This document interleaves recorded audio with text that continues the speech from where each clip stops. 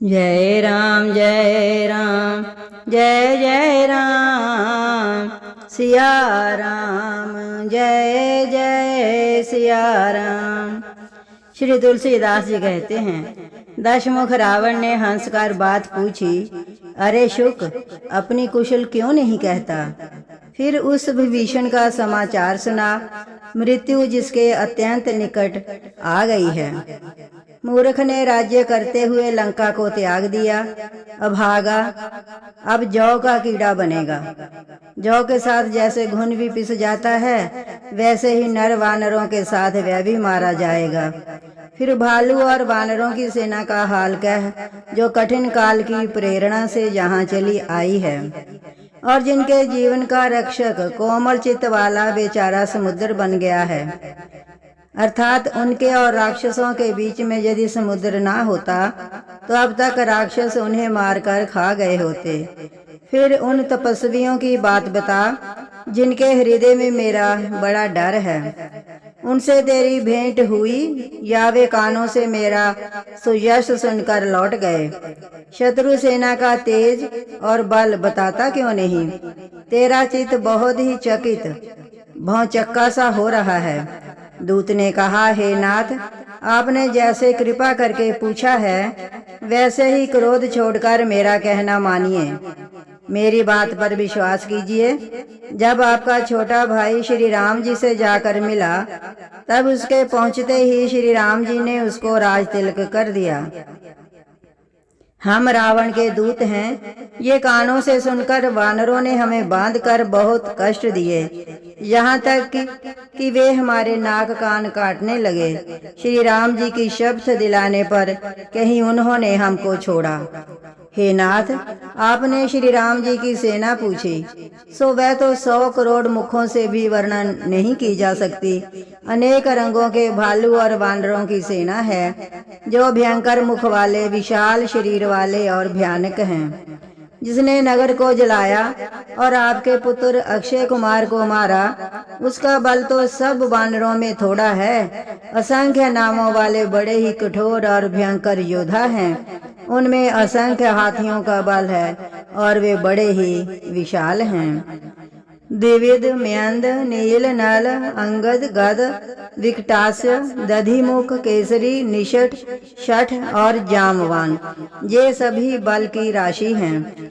ये सब वानर बल में सुग्रीव के समान हैं और इनके जैसे एक दो नहीं करोड़ों हैं। उन बहुत सौ को गिन ही कौन सकता है। श्री राम जी की कृपा से उनमें अतुलनीय बल है।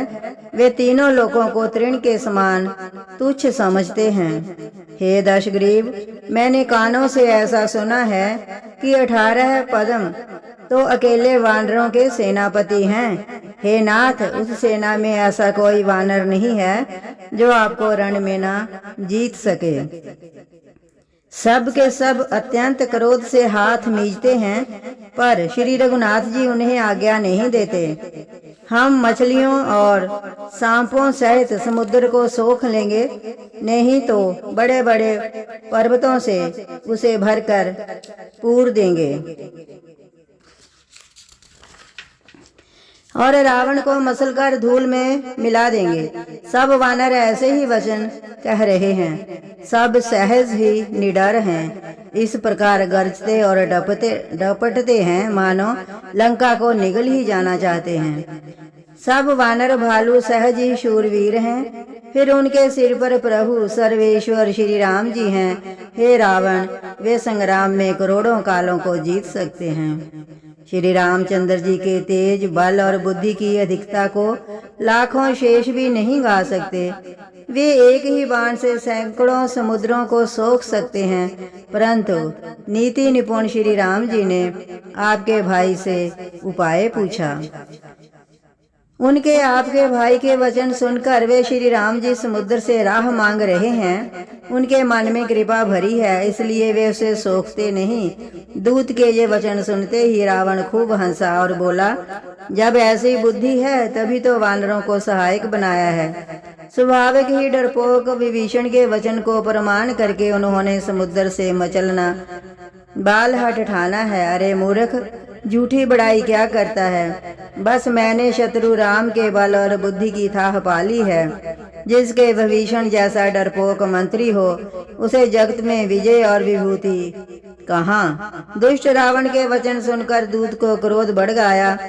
उसने मौका समझकर पत्रिका निकाली और कहा, श्री राम जी के छोटे भाई लक्ष्मण ने ये पत्रिका दी है। हे नाथ, इसे बचवाकर छाती ठंडी कीजिए। रावण ने हंसकर उसे बाएं हाथ से लिया और मंत्री को बुलवाकर वह मूर्ख उसे बचाने लगा। पत्रिका में लिखा था, अरे मूर्ख, केवल बातों से ही मन को रिझाकर अपने कुल को नष्ट भ्रष्ट ना कर। श्री राम जी से विरोध करके तो विष्णु ब्रह्मा और महेश की शरण जाने पर भी नहीं बचेगा।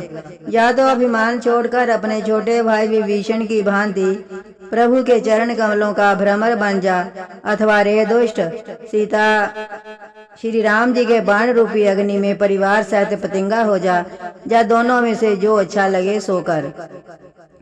पत्रिका सुनते ही रावण मन में भयभीत हो गया, परंतु मुख से मुस्कुराता हुआ वह सबको सुनाकर कहने लगा, जैसे कोई पृथ्वी पर पड़ा हुआ हाथ से आकाश को पकड़ने की चेष्टा करता हो, वैसे ही ये छोटा तपस्वी लक्ष्मण बाग विलास करता है, डींग हाँकता है।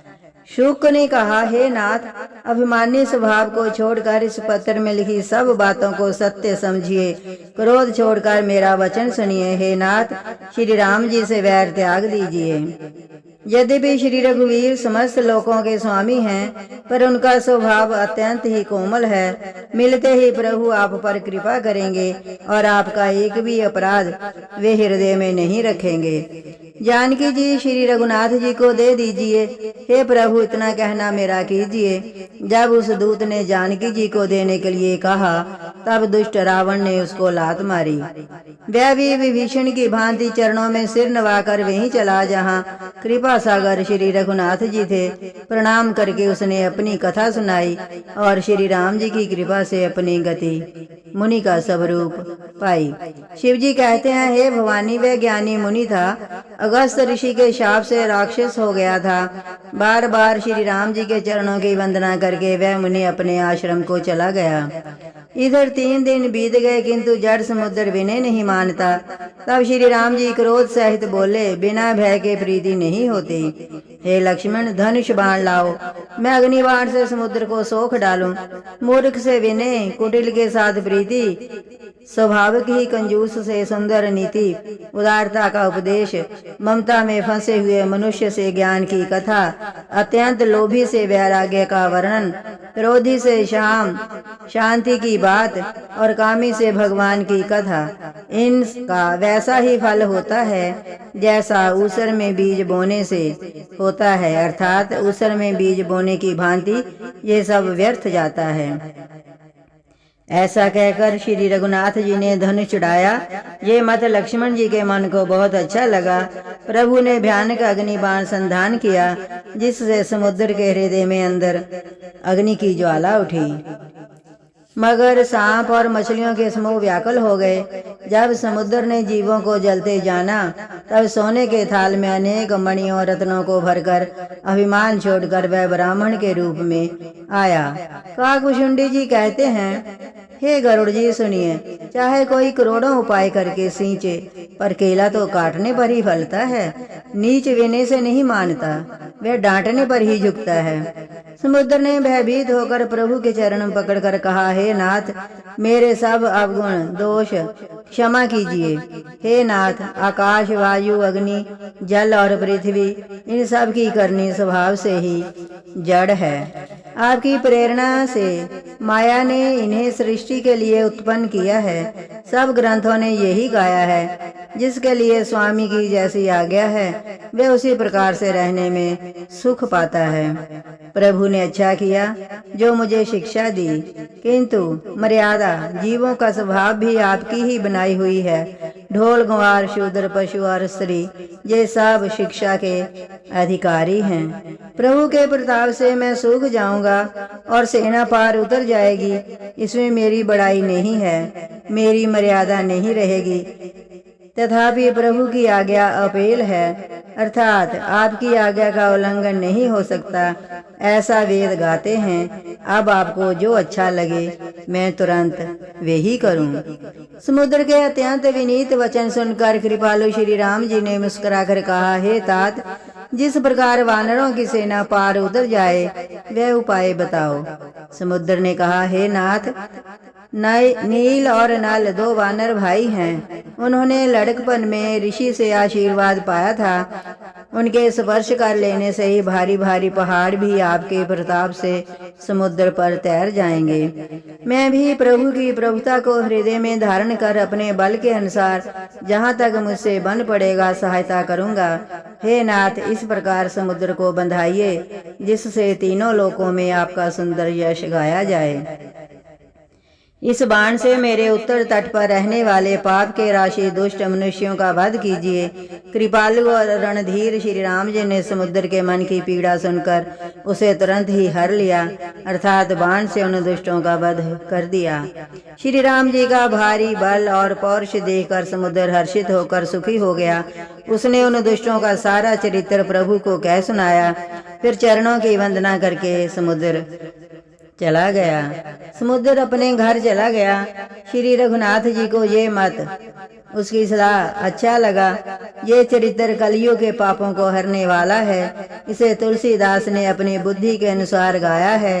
श्री रघुनाथ जी के गुण समूह सुख के धाम, संदेह का नाश करने वाले और विषाद का दमन करने वाले हैं। अरे मूर्ख मन, तू संसार का सब आशा भरोसा त्याग कर निरंतर इन्हें गा और सुन। श्री रघुनाथ जी का गुणगान संपूर्ण सुंदर मंगलों का देने वाला है। जो इसे आदर सहित सुनेंगे वे बिना किसी जहाज अन्य साधन के ही भव सागर को तर जाएंगे। जय राम जय राम जय जय राम, सिया राम जय जय सिया राम।